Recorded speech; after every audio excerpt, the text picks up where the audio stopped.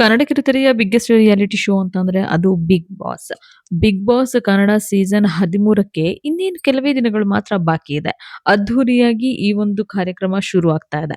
ಅದಕ್ಕೂ ಮುಂಚೆ ಈ ಸಾಮಾನ್ಯ ಜನರಿಗೆ ಕೂಡ ಬಿಗ್ ಬಾಸ್ ಮನೆ ಒಳಗಡೆ ಹೋಗ್ಬೋದು ಅಂತ ಹೇಳಿದ್ರಲ್ಲ. ಅದಕ್ಕೋಸ್ಕರವಾಗಿ ಒಂದು ಅಗ್ನಿ ಪರೀಕ್ಷೆ ಅನ್ನುವಂತಹ ಒಂದು ಟಾಸ್ಕ್ ಅನ್ನು ಕೂಡ ಕೊಡಲಾಗ್ತಿದೆ. ಇಲ್ಲಿ 4 ಜನ ಜಡ್ಜಸ್ ಇರ್ತಾರೆ. ಎಲ್ಲರಿಗೂ ಗೊತ್ತಿರೋ ಹಾಗೆ ಇಲ್ಲಿ ಶ್ರುತಿ ಅವರಿದ್ದಾರೆ, ವಿನಯ್ ಗೌಡ ಇದ್ದಾರೆ, ಸಂಗೀತ ಶೃಂಗೇರಿ ಇದ್ದಾರೆ, ಮತ್ತೆ ಚಂದನ್ ಗೌಡ ಕೂಡ ಇದ್ದಾರೆ. ಸೊ ಇವರೆಲ್ಲರೂ ಕೂಡ ಬಿಗ್ ಬಾಸ್ ಮನೆ ಒಳಗಡೆ ಇದ್ದು ಬಂದವರೇನೆ. ಸೊ ಇವ್ರುಗಳ ಆಯ್ಕೆಯ ಮೇರೆಗೆ ಬಿಗ್ ಬಾಸ್ ಮನೆ ಒಳಗಡೆ ಯಾರು ಹೋಗ್ಬೇಕು, ಯಾರು ಹೋಗ್ಬಾರ್ದು ಅನ್ನೋದನ್ನ ಆಯ್ಕೆ ಮಾಡ್ಲಾಗ್ತಾ ಇದೆ. ಆದ್ರೆ ಇದೇ ಬಿಗ್ ಬಾಸ್‌ಗೆ ಆಕಾಂಕ್ಷಿಯಾಗಿ ಬರುವಂತಹ ಸ್ಪರ್ಧಿಗಳಿಗೆ ಇವ್ರು ಕೊಡ್ತಾ ಇರುವಂತಹ ಟಾಸ್ಕ್‌ಗಳು, ಇವ್ರು ಮಾತಾಡುವಂತಹ ನೋಡ್ತಾ ಇದ್ರೆ ಸೋಷಿಯಲ್ ಮೀಡಿಯಾದಲ್ಲಿ ಈ ಅಗ್ನಿ ಪರೀಕ್ಷೆ ಬೇಕಿತ್ತಾ? ಇದ್ಯಾವ ಸೀಮೆ ಅಗ್ನಿ ಪರೀಕ್ಷೆ ಅಂತ ತುಂಬಾ ಜನ ನೆಗೆಟಿವ್ ಆಗಿ ಮಾತಾಡೋದಕ್ಕೆ ಶುರು ಮಾಡ್ಬಿಟ್ಟಿದ್ದಾರೆ. ಯೆಸ್, ಬಿಗ್ ಬಾಸ್ ಸೀಸನ್ 13 ಹಿಂದಿನ ಸೀಸನ್‌ಗಳಿಗಿಂತ ತುಂಬಾನೇ ಡಿಫರೆಂಟ್ ಆಗಿ ಬರ್ತಾ ಇದೆ. ಈ ಬಾರಿ ಸಾಮಾನ್ಯ ಜನರಿಗೂ ಕೂಡ ಎಂಟ್ರಿಯನ್ನ ಕೊಟ್ಟಿದ್ದಾರಲ್ಲ ಅವಕಾಶ. ಸೊ ಇದಕ್ಕೋಸ್ಕರವಾಗಿ ಹಲವಷ್ಟು ಸ್ಪರ್ಧಿಗಳನ್ನ ಆಯ್ಕೆ ನಡೀತಾ ಇದೆ.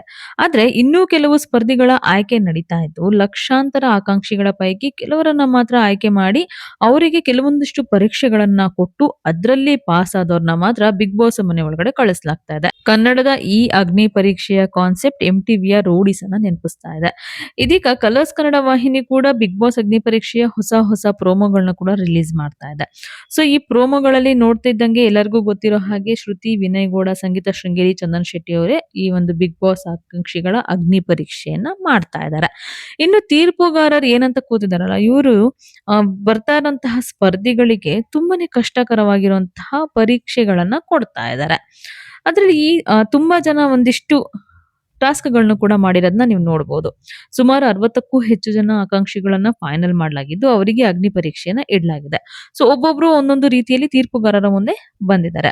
ತೀರ್ಪುಗಾರರು ಕೂಡ ಅವರನ್ನ ನಾನಾ ಪ್ರಶ್ನೆಗಳನ್ನ ಕೇಳಿದ್ದಾರೆ, ನಾನಾ ರೀತಿಯ ಪರೀಕ್ಷೆಗಳನ್ನ ಕೊಟ್ಟಿದ್ದಾರೆ. ಕೆಲವೊಂದಿಷ್ಟು ಪ್ರೋಮೋಗಳಲ್ಲಿ ನೀವು ನೋಡಿರ್ಬೋದು, ಸಗಣಿನ ಮುಖಕ್ಕೆ ಫೇಸ್ ಮಾಸ್ಕ್ ಆಗಿ ಮೆತ್ಕೊಳ್ಳುವಂತೆ ಹೇಳಿದ್ದಾರೆ. ಇನ್ನೂ ಕೆಲವರಿಗೆ ಹಾಗಲಕಾಯಿ ತಿನ್ನುವಂತೆ, ಮೆಣಸಿನಕಾಯಿ ಜ್ಯೂಸ್ ಕುಡಿಯುವಂತೆ ಕೂಡ ಹೇಳಿದ್ದಾರೆ. ಇನ್ನೂ ಒಬ್ಬ ಅಂತೂ ಗಿನ್ನಿಸ್ ದಾಖಲೆ ಮಾಡಿದ್ದೀನಿ ಅಂತ ಬಂದವನಿಗೆ ನಿಮ್ ದಾಖಲೆನೇ ಹರ್ದಾಕಿ ಅಂತ ಹೇಳ್ತಾರೆ. ಆ ವ್ಯಕ್ತಿ ಹರ್ದಾಕ್ಬಿಟ್ಟು ಹೋಗೇ ಬಿಡ್ತಾನೆ. ಇನ್ನೊಬ್ಬ ವ್ಯಕ್ತಿ ತಲೆ ಬೋಳಿಸ್ಕೊಳ್ತಾರೆ. ಯುವತಿಗೆ ತಮ್ಮ ಮೇಕಪ್ ಸಾಮಗ್ರಿಗಳನ್ನ ಒಡೆದು ಹಾಕುವಂತೆ ಕೂಡ ಹೇಳಿದ್ದಾರೆ. ಸೊ ಒಟ್ನಲ್ಲಿ ನಾನಾ ರೀತಿಯ ಪರೀಕ್ಷೆಗಳನ್ನ ಮಾಡಿಸಿದ್ದಾರೆ. ಇನ್ನು ಇನ್ನೂ ಒಂದು ಪ್ರೋಮೋದಲ್ಲಿ ನೀವು ನೋಡಿರಬಹುದು. ಅಲ್ಲಿ ಅಮುಕು ಡುಮುಕು ಅಂತ ಹೇಳಿ ಇನ್‌ಸ್ಟಾಗ್ರಾಮ್‌ನಲ್ಲಿ ಫೇಮಸ್ ಆಗಿದಾರಲ್ಲ, ಅವರು ಕೂಡ ಬಂದಿದ್ರು.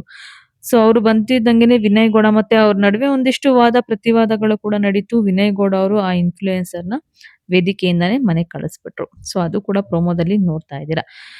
ಇದಿಷ್ಟೇ ಅಲ್ಲ, ಸೊ ಇದೇ ಇನ್‌ಸ್ಟಾಗ್ರಾಮ್‌ನಲ್ಲಿ ಫೇಮಸ್ ಆಗಿದ್ದಂತಹ ಒಬ್ಬ ಗಂಗಾ ಅನ್ನುವಂಥವ್ರು ಕೂಡ ಬರ್ತಾರೆ. ಅವರ ಒಂದು ಬಿಹೇವಿಯರ್ ಅನ್ನ ನೋಡಿದಂತಹ ಸಂಗೀತ ಶೃಂಗೇರಿ ಅವರು, ಇಂಥ ಕ್ರಿಂಜ್ ಆಕ್ಟಿವಿಟಿನ ನಾನು ನೋಡೋದಕ್ಕೆ ಇಷ್ಟಪಡಲ್ಲ ಬಿಗ್ ಬಾಸ್ ಮನೆ ಒಳಗಡೆ. ಸೊ ನಾನು ರಿಜೆಕ್ಟ್ ಮಾಡ್ತೀನಿ ಅಂತ ಡೈರೆಕ್ಟ್ ಆಗಿ ಹೇಳಿ ರಿಜೆಕ್ಟ್ ಮಾಡ್ಬಿಡ್ತಾರೆ.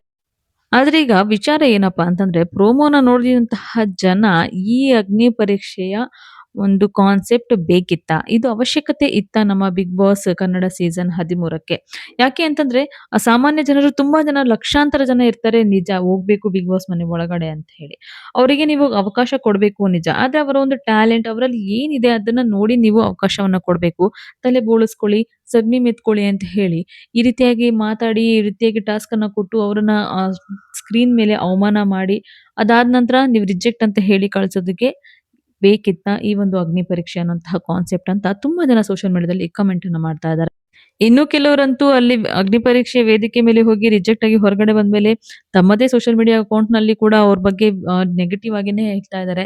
ಹಾಗೆ ಹೀಗೆ ಅನ್ಕೊಂಡು ಇನ್ನೊಂದಿಷ್ಟು ಜನ ವೇದಿಕೆ ಮೇಲೇನೆ ವಿನಯ್ ಗೌಡ ಅವರು ಅಲ್ಲಿರೋದಕ್ಕೆ ಲಾಯಕ್ಕೆ ಇಲ್ಲ ಅಂತ ಹೇಳಿ ಅವ್ರ ಫೋಟೋಗೆ ಬೆಂಕಿ ಹಚ್ಚಿದ್ದು ಕೂಡ ಉಂಟು. ಆದ್ರೆ ಬರೀ ಪ್ರೋಮೋವನ್ನ ನೋಡಿ ಒಳಗಡೆ ಏನ್ ನಡೀತಿದೆ, ಅಲ್ಲಿ ಇಡೀ ಪ್ರೋಗ್ರಾಮ್ ಅಲ್ಲಿ ಏನ್ ನಡೆದಿದೆ ಅನ್ನೋದನ್ನ ಡಿಸೈಡ್ ಮಾಡೋದು ತುಂಬಾನೇ ತಪ್ಪಾಗುತ್ತೆ. ಯಾಕಂದ್ರೆ ಪ್ರೋಮೋದಲ್ಲಿ ಏನ್ ಬೇಕು ಅದನ್ನಷ್ಟನ್ನ ಮಾತ್ರ ತೋರಿಸಲಾಗುತ್ತೆ.